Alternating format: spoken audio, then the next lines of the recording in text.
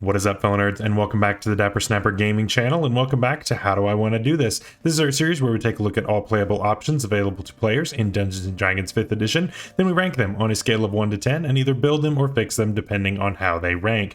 Now today we start a new chapter, a new year actually, in the channel. It is our first video of 2023, and I am very excited to be bringing this to you. We had a really great year of 2022. We met our subscriber goal, and I've gotten to meet a bunch of new people through the comments, and I'm just very excited to see what this new year holds for us. For today, we are going to be covering the Rune Knight Fighter, which is pretty cool. It's very unique. It is its own thing as far as flavor goes, and as mechanically too. It's just a really cool subclass. Is it any good? Let's find out today, but before we do, make sure to leave a like on the video and subscribe if you haven't already. We are going to try this year to double the number of subscribers that we got last year. So we started at about 500 at the beginning of last year, and we got to 2,000. So that's about 1,500 subscribers. So if we doubled that, that would take us from about 2 to about 5. So our goal for this year is going to be 5,000 subscribers. And I really feel like we can do that. I mean, I don't think it's that crazy to ask for that many subscribers going forward. And I think it's just going to be, a great time to watch the channel grow. And I think that you all can very much do it. But with that, I'm going to need your help. Make sure you share the video with your friends. And of course, make sure that you click the bell so you're notified when new videos are uploaded.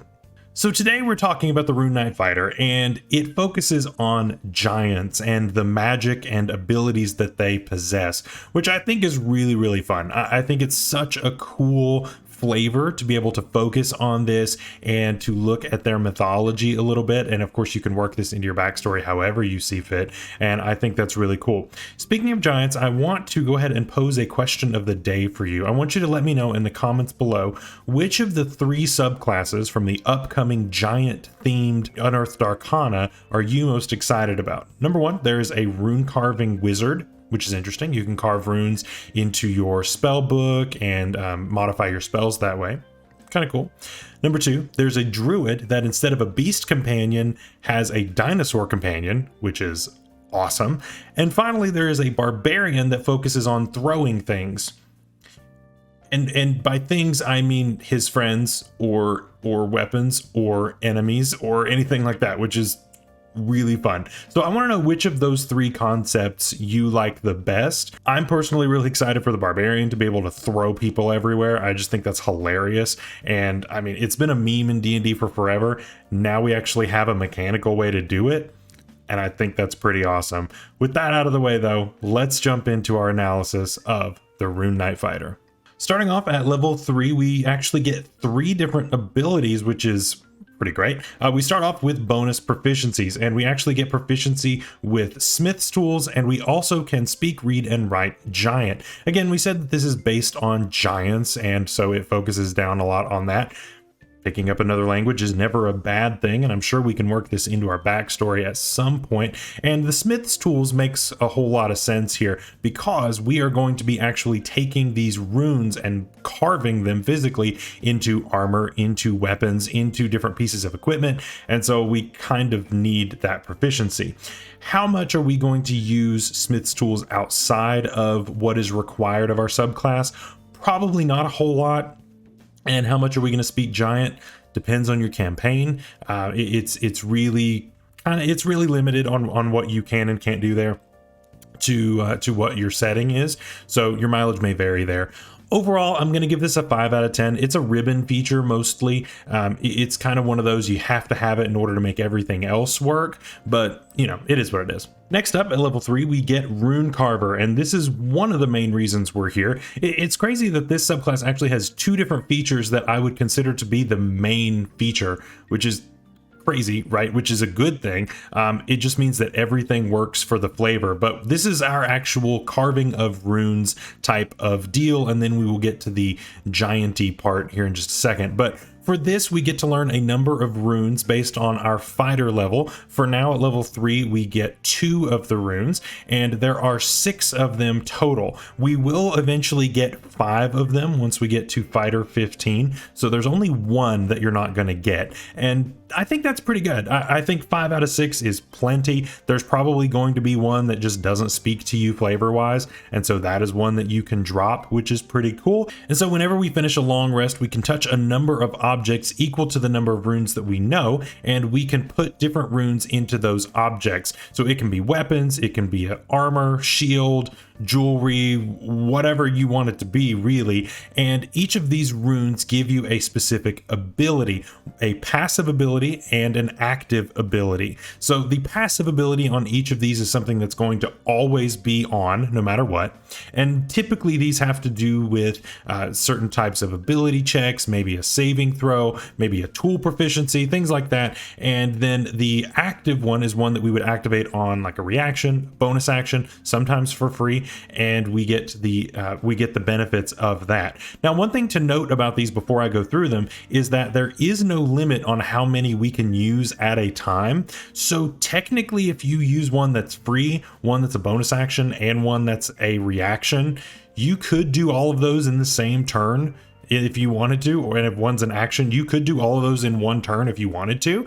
I don't know that I would recommend it, but you can, and that's perfectly fine. They give you some pretty decent abilities actually, and just one remaining thing, if it does require a saving throw, it is based on your constitution modifier, so that means that we could be either a melee build or we could be a ranged build, and we're going to be just fine either way.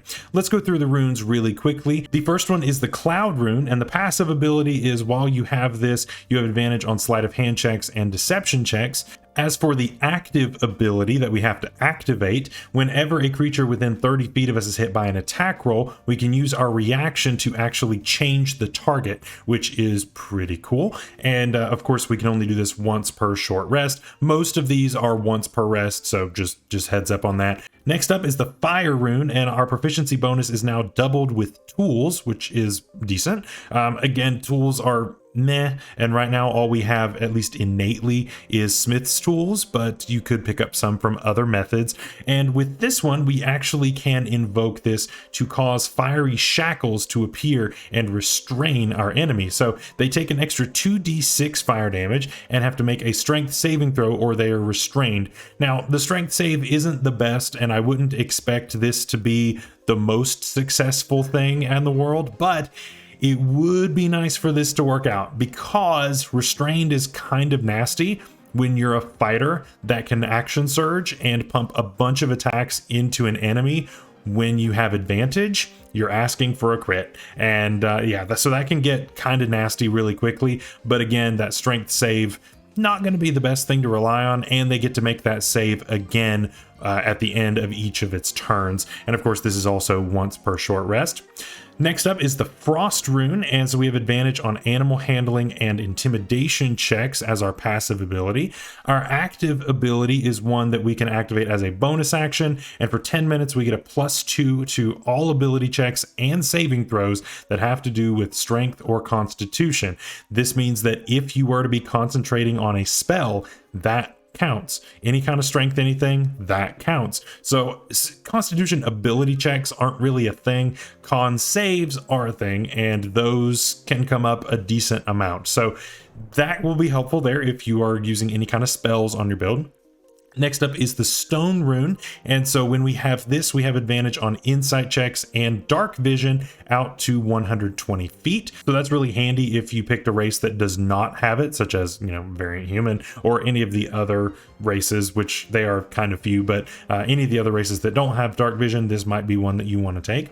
And then for our active ability, when a creature that we can see ends its turn within 30 feet of us, we can use our reaction to invoke the rune and cause it to make a wisdom saving throw, again based on our constitution, and unless it succeeds, it is charmed for 1 minute. Now, while it's charmed like this, it actually has a speed of 0 and it is incapacitated, which is pretty helpful, basically just taking it out of the fight entirely. Now it does get to make the saving throw again at the end of each of its turns, so that's a little meh, but either way, that's still pretty cool. Now the next two, the Heal Rune and the Storm Rune, actually are locked behind level 7 in Fighter, so we do have to wait a little bit on those, but that's okay. These are, at least in the hierarchy of giants, the most powerful and the least powerful. So it's weird that they put both of these behind this 7th level barrier. You would have thought they would have put the 2 most powerful, but I don't know, whatever, I didn't do it. As far as the hill giants go, whenever we are using this object passively, we get advantage on saving throws against poison and resistance against poison damage. And if we want to activate it as a bonus action, we get resistance to bludgeoning, piercing, and slashing damage, which is really good. Then finally, the Storm Rune. Whenever we have this on, our passive ability is that we have advantage on Arcana checks, and we cannot be surprised as long as we're not incapacitated. And finally, for our active feature, as a bonus action, we can enter a prophetic state. And whenever us or another creature within 60 feet of us makes an attack roll, saving throw, or ability check, we can use our reaction to cause that roll to have advantage or disadvantage. And of course, this can be used once per rest. So that's a lot, right? That feature is very, very dense, but let's talk about it briefly here. Just a summary of it. We get 2 runes now, and we will eventually get 5 of these 6. There are 2 of them that are locked behind the 7th level of Fighter. We get each of these runes active abilities once per short rest. So depending on your number of short rests that you normally take in a day, that'll depend on how much you get to use these. But either way, this is really good, actually. Basically, all of them are good in their own ways. Some of them are a little more limited. So number 1, the Fire Rune. It is cool being able to possibly restrain your target. But at the same time, it is based on your constitution. And so that's probably going to be your 2nd or 3rd best stat, just depending on your multi-classing and that sort of thing. And so you're going to want to try to get that up as much as you can in order to make sure that this sticks.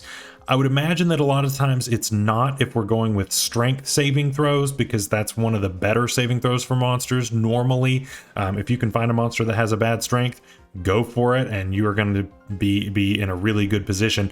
But, you know, the Cloud Rune gives you the transfer of attacks, which is pretty decent. That can, of course, save you or your friend. The Frost, of course, giving you a bonus to, at least to me, which is more important, the Constitution saving throws. But you could also do this for strength checks. So that could be something like an athletics check for a grapple. When I think of something like that, that's what I mean. And I'll get back to that about grappling here in just a second when we get to the next feature. But so that might be something to consider for sure. The Stone Rune, of course, same thing as far as knocking a target out of the fight, making it incapacitated.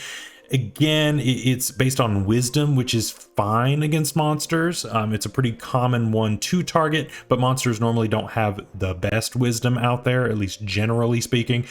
So that one's not too bad either. When we get past level 7, though, that Hill Rune being able to have bludgeoning, piercing, slashing resistance for 1 minute, that is really, really good. Like I've said on the channel many times, 90% roughly of the damage that is going to be coming to you is bludgeoning, piercing, slashing. This gives you that without having to take rage. So this means that you can have arguably the best part of rage and still be able to have spells if you wanted to do that with multi-classing, or just not have to divert any of your levels to Barbarian, and you can just go straight 20 levels of this and not have to worry about it. Either way, you win here, and that's really, really good. And of course, being able to give out advantage and disadvantage as your reaction is also really nice for that Storm Rune. So we can once per turn for a minute. So that is 10 times that we can use this in a minute if we're counting 6-second turns.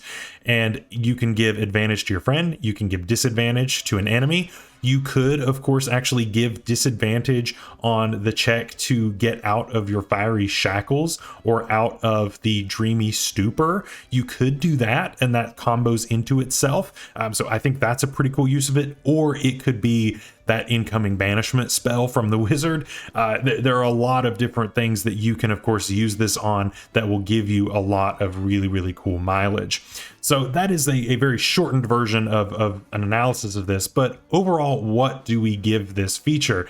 This feature is really cool. I really, really like the flavor here of being able to wear like a piece of jewelry and you've got a rune in it, and that kind of sparks as you activate it. I imagine that you would want some cool effect as you activate each of these things. Maybe you've got something on your sword or on a club or whatever weapon you're using. Maybe you've got a shield and it's on there, your armor, whatever. But those like light up and burst with a rune. I just think that the aesthetic of that is really, really pleasing. Mechanically speaking, it's pretty good. It's actually really, really good. And I think I've got to give this a 9 out of 10. It's really, really strong, actually. I just hate that we have to wait so long to get that hill rune and that storm rune. And, you know, we could pick up one of them at level 7, but then we have to wait another 3 levels to get another one, and then another 5 levels to possibly come back and get one of the earlier ones, or wait until then to get either the hill or storm, whichever one we missed out on. So that's a little unfortunate. I don't think that it's a huge thing to not get one of them. I think any build is going to be fine with 5 of the 6, so I don't think that's really a deciding factor. I just think that some of these saving throws are going to get beaten some, at least a decent amount, and you only get this once per rest. And so that's kind of where my deduction of 1 point comes from. Our final level 3 feature, my goodness, we've been on level 3 for forever. We also get Giant Might, and as a bonus action, we can activate a bunch of different abilities for 1 minute. Number 1, we can become size large.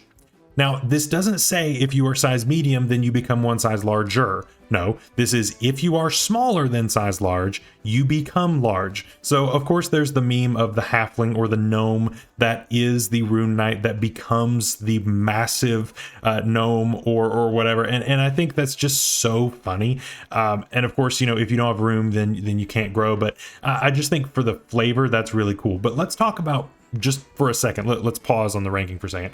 Let's talk about why size matters in D&D. Yeah, you heard me. So while there are many other reasons why being a larger size is a good thing, I want to mention just a few. Number 1, your reach technically is going to be extended here. The reason is you're taking up now a 4x4 square rather than just the 1, and that's really helpful. So you now have a lot more squares around you that you can affect rather than it just being the small little square around you. And that doesn't even take into account if you had reach before or if you had any other type of ability. Of course, this is really only talking about melee combat. But yeah, if you have reach, then you've gotten a much larger ability to reach out there and hit your opponents. And I think that's just really, really helpful. Number 2 comes in the form of grappling. Of course, you are kind of restricted on what size of creatures you can grapple. And so this takes away some of those restrictions, which is really, really cool. I think that's just a lot of fun. And of course, another one is that because you are so large, you can actually just block certain ways and nobody can get around it without squeezing. And that can be really, really daunting for, you know, you find the hideout of some goblins or something and you just grow to size large and you block the door. Yeah, if you're too large for the door, then they're not getting anywhere. And if nothing else, you just catch them with opportunity attacks, or you can do a bunch of different things, which is really, really cool. So yeah, size definitely matters in D&D. You can quote me on that. That's a true statement.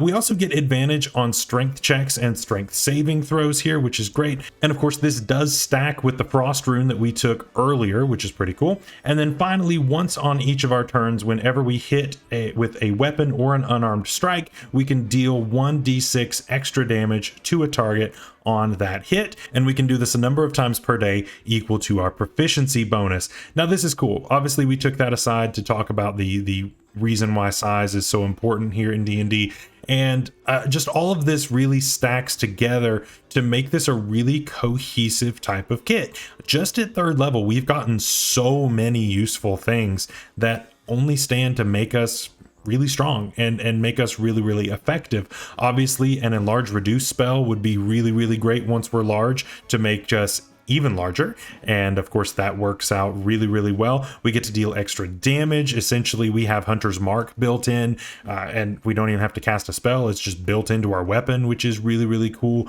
So I love that as well. And of course advantage on strength checks and strength saving throws. So we've basically got rage.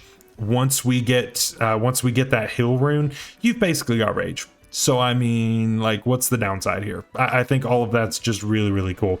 As far as this, what would I rank this? I'm going to rank this as another 9 out of 10. I think it's a great stepping stone to some of the abilities that we get later on as a Rune Knight Fighter, and it's so flavorful with what it is that we are trying to do. And of course, we're very swole when we get to be a very big fighter. And of course, it's just so funny to be a gnome or to be a halfling that becomes size large or even larger with the help of some friends. At level 7, we get Runic Shield, and this actually just allows you to essentially give disadvantage on a roll, which is pretty great. So whenever another creature that we can see within 60 feet of us is hit by an attack roll, we can use our reaction to force the attacker to re-roll the d20 and use the new roll. And of course, this can be used proficiency bonus times per day. Now, one thing that's interesting about this is that it doesn't matter how far the attacker is away from us. It just matters how far our friend is away from us. And so that's really important. You know, if you've got your DM that's using this like sniper type character that's really far away and, you know, crits your friend, right? You can invoke this no matter how far away that person is and get this benefit, which is really great. I mean, this is essentially Silvery Barbs light, and I love that. Obviously, it's nowhere near as good as Silvery Barbs, but it also doesn't cost nearly as much as Silvery Barbs. So that's also a fair point as well. I think that this is really cool to have, and overall, I'm going to give this another 9 out of 10. I think the 60 feet is really generous. The fact that we don't have to worry about how far the attacker itself is away from us is great, and we get a generous number of uses per day. So I think all in all, this is very good. Level 10, we get Great Stature, and this actually allows us to do two things. Number one, we grow 3d4 inches in height, which is interesting. And we also get to up our damage from Giant's Might from 1d6 to 1d8.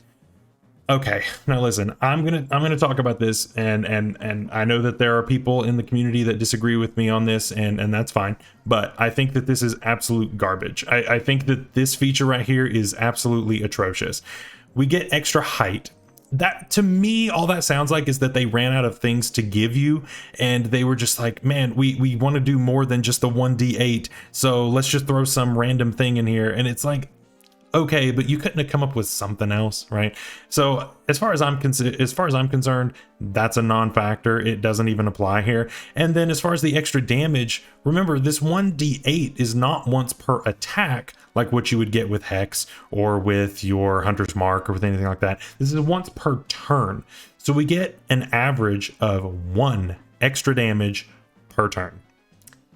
That's it. That's all we got from being a level 10 fighter.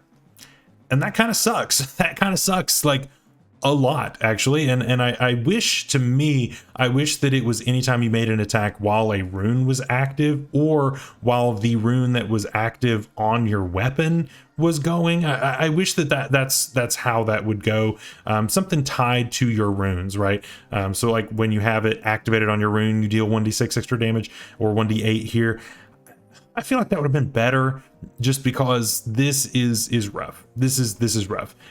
I've got to give this like a 3 out of 10. It's complete ribbon and then 1 extra damage.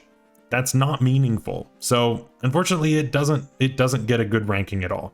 And where the last one wasn't good, let's talk about the opposite. Master of Runes. At 15th level, we can now use our runes twice rather than once per short or long rest. We're going from absolute garbage to incredibly useful, because we've talked about how good these runes are in their active abilities, whether it's the bludgeoning, piercing, slashing resistance. This allows you to now do that for 2 minutes, or essentially 2 combats per short rest. That's great. That's really good. You can of course do fiery shackles twice. And that's what's great is now, because we are targeting these saving throws that are likely to get through, we can have another shot at it if we failed the first time. Is it great that we had to wait 15 levels for it? No, but I'm glad that we get it overall anyway. This is a 10 out of 10 feature. It's a little late to be getting it, but it's still really, really good to get another use of it, because it's not just one of them, it's all of them. So that's really, really nice, and I will take that any day of the week.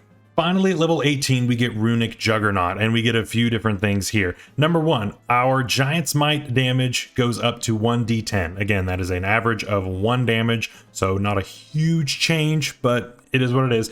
More importantly, though, we get to increase our size to huge, and while we are at that size, our reach increases by 5 feet. Now, like I said, this is on top of if you had reach before. So if you were using a polearm, then you've got now an additional 5 feet. It's not just you have 5 feet of reach beyond whatever your 5 feet normally. It is an extra 5 feet, which is really, really good. I like this a lot. And huge, again, we talked about how size matters. Being huge size is absolutely insanely good, because now you are super, super tall. You're taking up, what, 9 squares on a grid, and that's pretty insane too. And so overall, that's also really, really good. It's of course dragged down by the 1d10 being the only like good as far as damage goes, the only good thing there, but it's fine. I think this is still really, really good. I've got to give this a 9 out of 10. It's right there. It's almost fantastic, but I think overall it's still a really good feature. So what do we think of the Rune Knight Fighter? It's cool. It's actually really, really cool, and I think it's a lot of fun. Now, when I did my research for this subclass, I was looking at what a lot of people think about this, and I saw a lot of people giving this the same marks as the Battlemaster, as the Echo Knight, and better than, you know, like the higher ranking ones like Eldritch Knight, things like that got like 9 out of 10s in my rankings. And you know, I don't know if I see this being a 10 out of 10 subclass. It's good, don't get me wrong. It's very, very good. And there are a lot of things that you get out of this. I mean, getting 5 of these runes and each of them having a pretty decent passive ability is not something to be overlooked. Being able to grow to size large and eventually size huge is not something to be overlooked. Being able to re-roll attack rolls on your friends. Again, we talked about how that's kind of the light version of Silvery Barbs. That's also really good. So it's not that this is a bad subclass by any means. In fact, it's better than most subclasses. But I don't know that I could rank it as a 10 out of 10 with those other 2 subclasses. I just don't see it. Make the case for me down in the comments below if there's something that I'm missing, but I just don't quite see it. I can see this being a 9 out of 10 though, and that is where I'm going to put this. I just think that in certain cases, especially as we get to later levels, we start to hit a bit of a wall. That 10th level feature is not good. It's basically just a non-feature, and then we have to jump back in at level 15. So at level 10, yes, we got another rune, but that's it. Whereas at level 7, we got a rune and the runic shield. So that's a lot better. At 15, we get a rune and we can use our runes twice per day. Those are really potent levels. And I guess that's to kind of balance everything out there in that middle range. But I mean, 10 is where most of your campaigns are going to be stopping, at least in that area. And so for some people, that's going to be their capstone on their character. And that doesn't feel good.